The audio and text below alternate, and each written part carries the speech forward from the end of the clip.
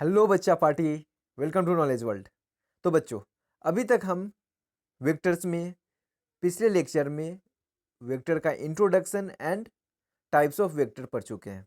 अगर किसी ने लेक्चर 1 नहीं देखा है तो ऊपर सर्च बॉक्स में टाइप करें वेक्टर्स इंट्रोडक्शन नॉलेज वर्ल्ड और वहाँ से आप उस लेक्चर को देखें पहले और फिर। खैर ये लेक्चर उस लेक्चर से थोड़ा अलग है लेकिन उसका यूज़ आने वाला है। पिछले लेक्चर में जो हम पढ़े थे उसका यूज़ यहाँ पे आने वाला है। तो अभी इस लेक्चर में आपको सामने दिख रहा है एडिशन ऑफ वेक्टर्स हम पढ़ने वाले हैं, यानी कि दो वेक्टर्स को ऐड हम कैसे करेंगे।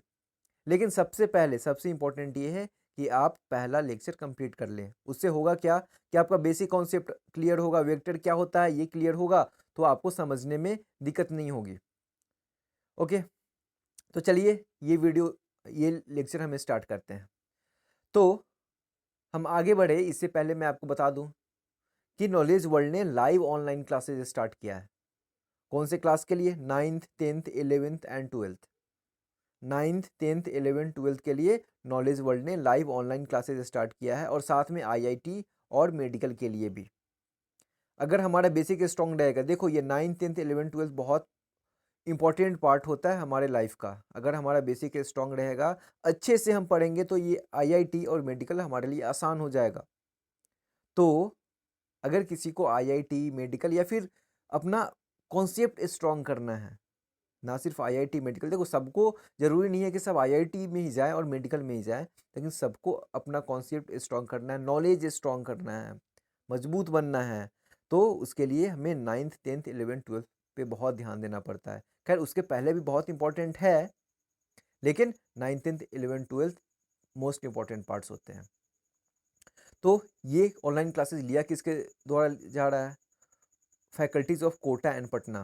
Faculties of Kota and Patna ये ले रहे हैं लाइव ऑनलाइन क्लासेस। तो अगर आपको इनरोल करना है क्लास में, इनरोलमेंट लेना है, तो आपके लिए क्या है कि आप हमें व्हाट्सएप कर सकते हैं। नंबर है हमारा 6202981656। फिर से 6202981656, या फिर हमें ईमेल कर सकते हैं resurupaliaman@gmail.com।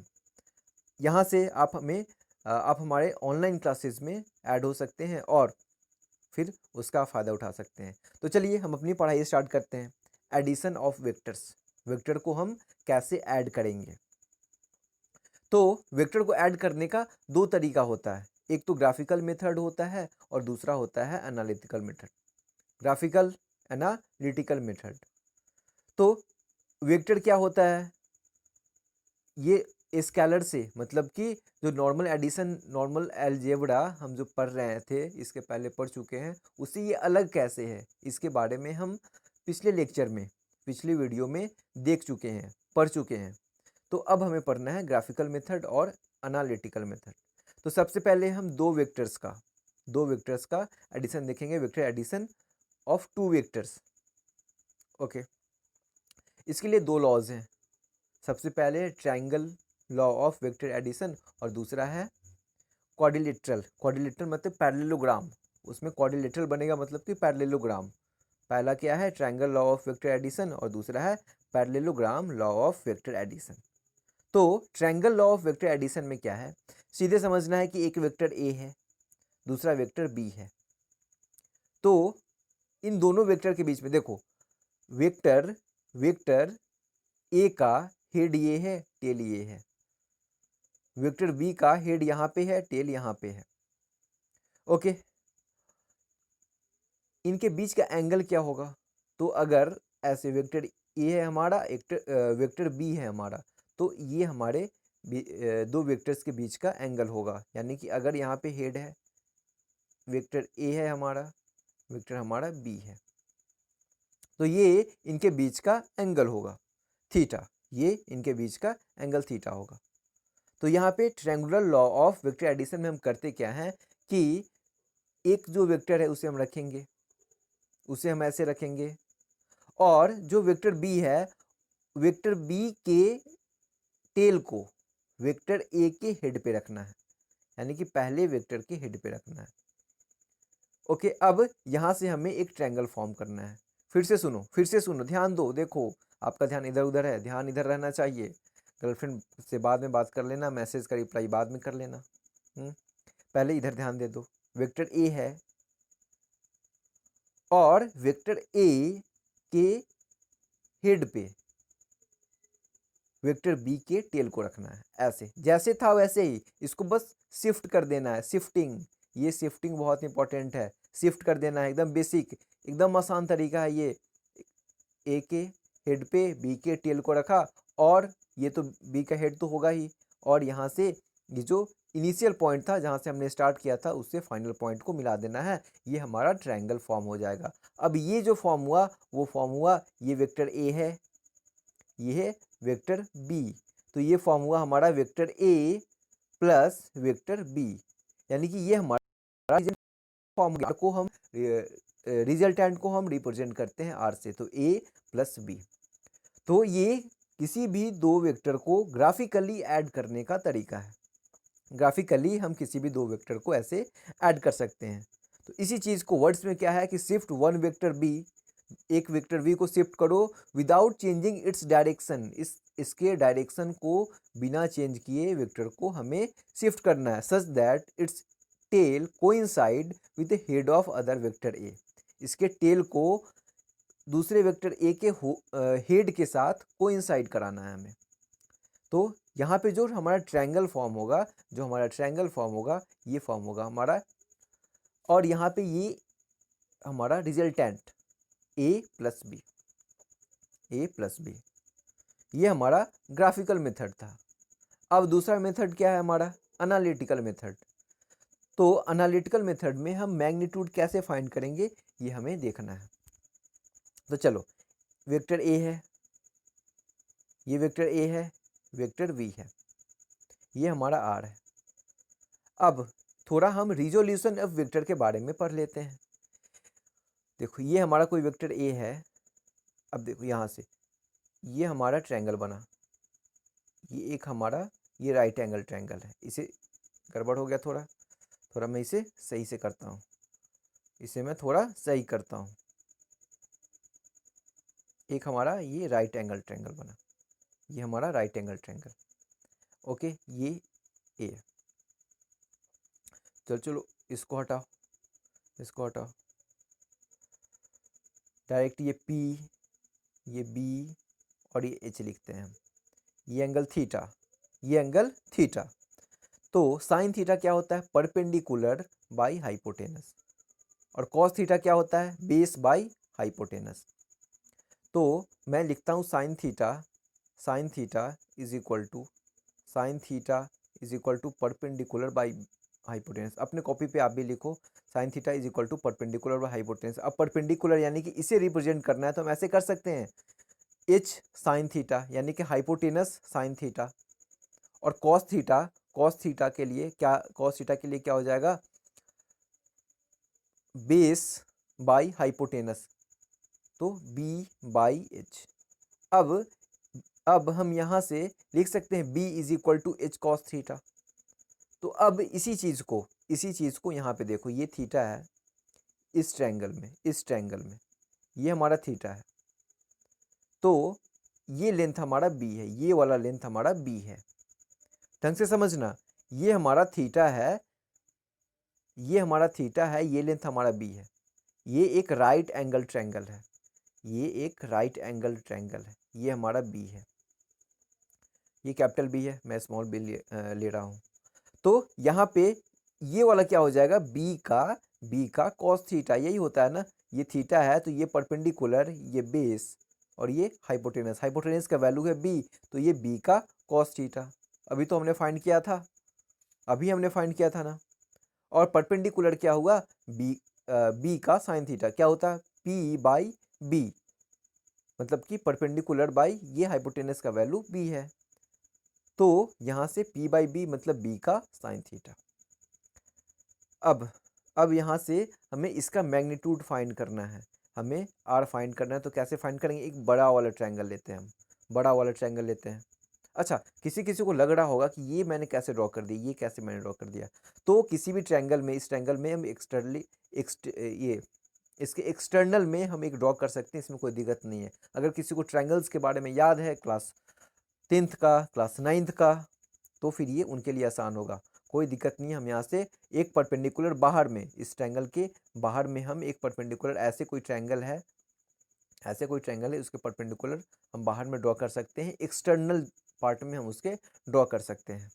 ओके, तो ये हमारा रिजल्टेंट आर क्या हो जाएगा, यानी कि मॉड ए प्लस बी। अब ये कितना, ये कौन सा ट्रायंगल है हमारा, पाइथागोरस थ्योरम से, ये हमारा राइट एंगल ट्रायंगल है। मतलब यहाँ पे हम पाइथागोरस थ्योरम यूज कर सकते हैं, पाइथागोरस थ्योरम से नहीं, यहाँ पे हम पाइथागोरस थ्योरम यूज कर सकते हैं। तो ये क्या हुआ, ये हमारा है ये ए और ये बी का कॉस थीटा। फिर से देखो, फिर से देखो, फिर से देखो, ध्यान देना, यहाँ पे ध्यान देना है, फ़ोन से नोटिफिकेशन से ध्यान अलग होना चाहिए।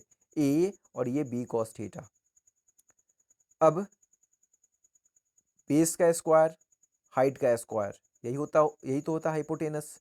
तो बेस क्या है हमारा, a plus b cos theta. फिर से आराम से, a plus b cos theta. और हाइट क्या है, बी साइन थीटा, ये आर। तो a plus b cos theta का होल स्क्वायर प्लस हाइट का स्क्वायर, ये हो गया हमारा पाइथागोरस थ्योरम। ये एंगल हमारा राइट एंगल है। तो आर का वैल्यू क्या निकल जाएगा, a square plus b square cos square theta plus 2ab cos theta plus b square sine square theta. अब इसको घर में बैठ के कैलकुलेट करो। घर में क्या, जल्दी से लेसन को पॉज करो, वीडियो को पॉज करो, इसको और इसे कैलकुलेट करो। आप इसको कैलकुलेट कर सकते हैं, ठीक है। तो a square plus b square cos square theta plus 2ab cos theta plus b square sine square theta. तो b square cos square theta plus b square sine square theta हो जाएगा, ठीक है। तो ये फाइनली हमारा आएगा a square plus b square plus 2ab cos theta, 2ab cos theta हमारा आएगा।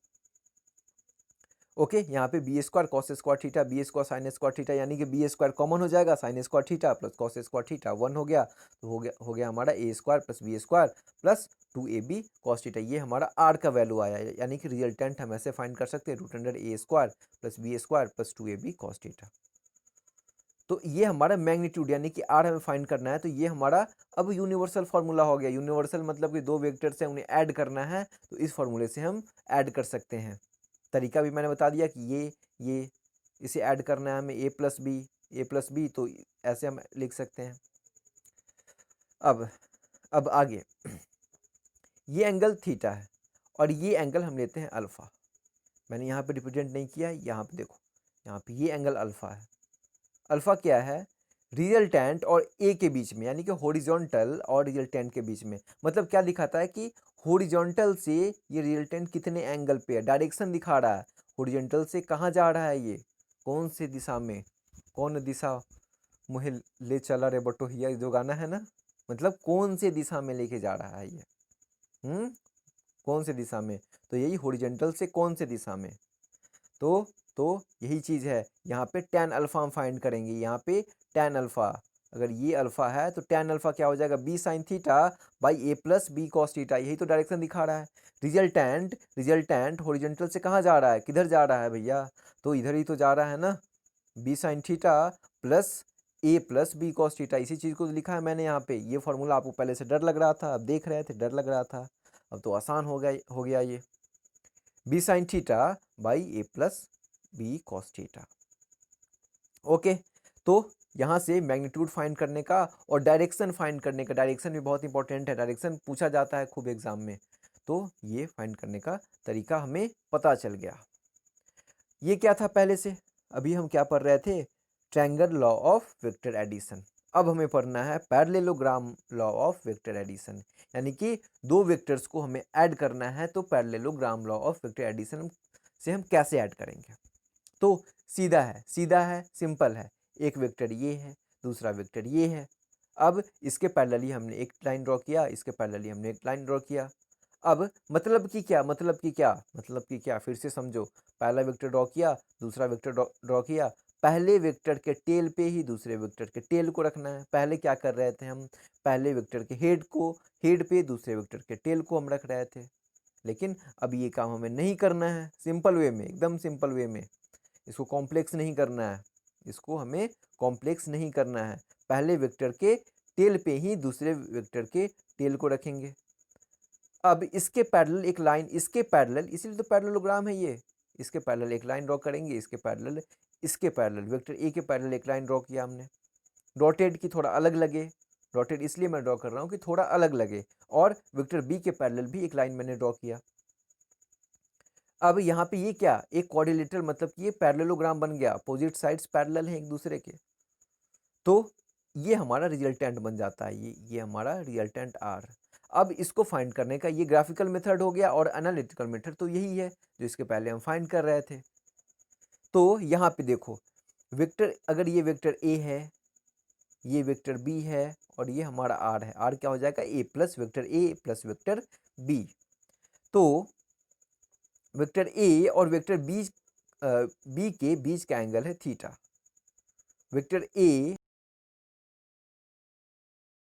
और रिजल्टेंट के बीच का एंगल है अल्फा, और ए और सॉरी रिजल्टेंट और बी के बीच का एंगल है बीटा। इसी चीज़ को मैंने यहाँ पे दिखाया है, angle between a and b theta, angle between a and r alpha, angle between r and b beta.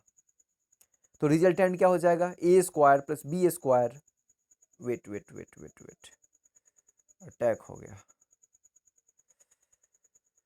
A square plus b square plus 2ab cos theta plus 2ab cos theta.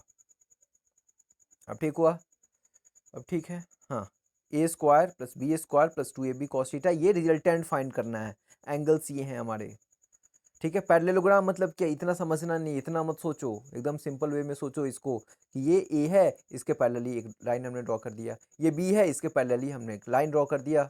अब यहाँ से इसको कैसे draw करेंगे हम, ये resultant हमने draw कर दिया, सिंपल वे में पैरेललोग्राम बना दिया मैंने अपने मन से, दो वेक्टर से चार, 2 से 4 कर दिया मैंने, 2 से 3, 3 से 4, ठीक है, जो भी है, तो ये हमने इसे आगे बढ़ा दिया। अब थीटा क्या है, थीटा हमेशा क्या रहेगा, दो वेक्टर्स के बीच का एंगल, जब भी थीटा है तो वेक्टर ए है, वेक्टर बी है, उनके बीच का एंगल ये फिक्स है, ये हमेशा फिक्स रहेगा कि थीटा मतलब कि दो वेक्टर्स के बीच का एंगल, ये फिक्स है। ओके, अल्फा क्या है, रिजल्टेंट और हॉरिजॉन्टल के बीच का एंगल, और बीटा क्या है, वर्टिकल और रिजल्टेंट के बीच का एंगल, बस यही है और कुछ नहीं है। तो यहाँ पे हमें मैग्नीट्यूड को पता चल जाएगा, और यहाँ पे टैन अल्फा और टैन बीटा का भी पता चल जाएगा, tan alpha equals to b sine theta by a plus b cos theta, ये पहले भी हम कर चुके हैं, tan beta is equal to a sine theta by b plus a cos theta, ये पहले का तरीका है। अब इस पे, अब इतना फॉर्मूला के चक्कर में मत पड़ो, ग्राफ ड्रॉ करो, और ग्राफ ड्रॉ करके सब कुछ फाइंड करो। तो सबसे आसान तरीका है ग्राफिकल मेथड, और ग्राफिकल मेथड से अब आप आसानी से फाइंड कर सकते हैं, फॉर्मूला जो मैंने अभी करके दिखाया है। तो चलो अब इस पे क्वेश्चन कर लें। देखो, हमें एकदम बेसिक से, मैंने पिछले लेक्चर में कहा क्या था कि हम बेसिक से स्टार्ट करेंगे और धीरे धीरे प्रो बनेंगे, अल्फा वर्जन, बीटा वर्जन, जो भी बोलो इसको, जो भी नाम दो, हम धीरे धीरे एक्सपर्ट बनेंगे अपनी पढ़ाई में। मतलब कि एकदम बेसिक से स्टार्ट करना, जीरो से, समझो कि कुछ नहीं जानते हैं, पढ़ाई ऐसे ही होता है, कोई चीज़ दिया हुआ है उसी को हमें जानना है। तो क्या है कि एकदम बेसिक से स्टार्ट करो और धीरे धीरे उसमें आगे बढ़ो।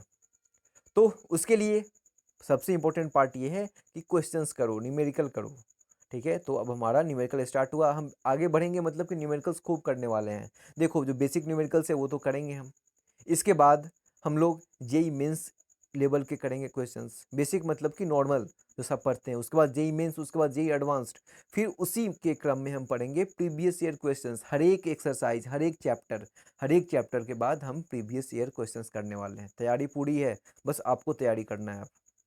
ओके, तो two forces of magnitude 3 newton and 4 newton respectively, question है हमारा, two forces of magnitude 3 newton and 4 newton respectively are acting on a body, एक बॉडी है, उस पर फोर्सेज लग रहे हैं, कैसे, उनके बीच का एंगल सबसे पहले 0 डिग्री, यानी कि दोनों एक ही साइड लग रहे हैं, ठीक है।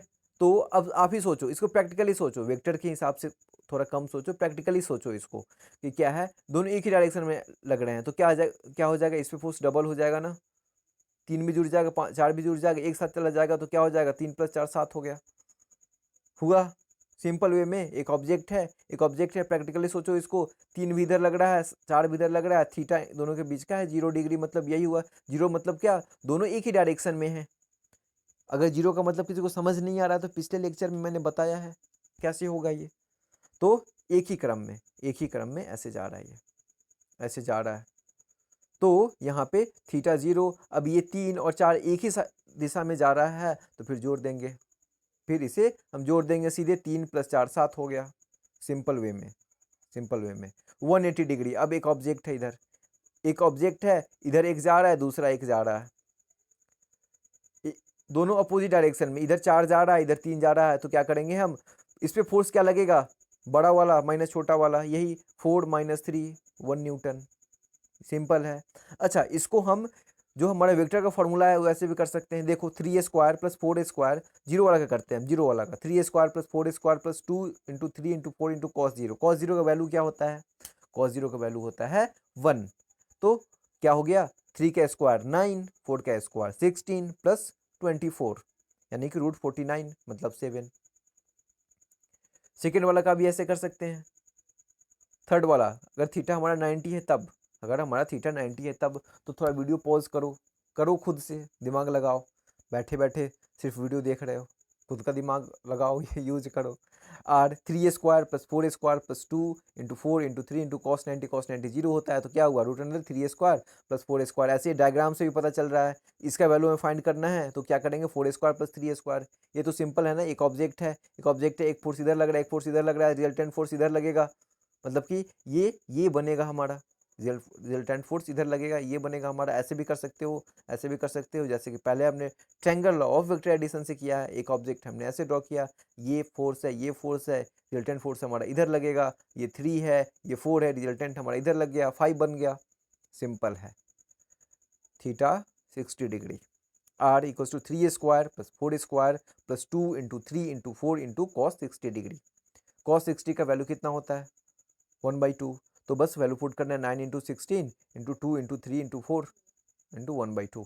सर आप बोल रहे हैं कि सर क्या हो गया इसको, ये 2 × 3 × 4 कर रहा है, जो भी है इसका वैल्यू आ जाएगा √37 डिग्री। Okay okay. अब एक और क्वेश्चन करते हैं। 2 vectors having equal magnitudes of 5 unit have an angle of 60 degree between them. 2 vectors हैं, दोनों का मैग्नीट्यूड सेम है 5 यूनिट, और उनके बीच का एंगल है 60 डिग्री।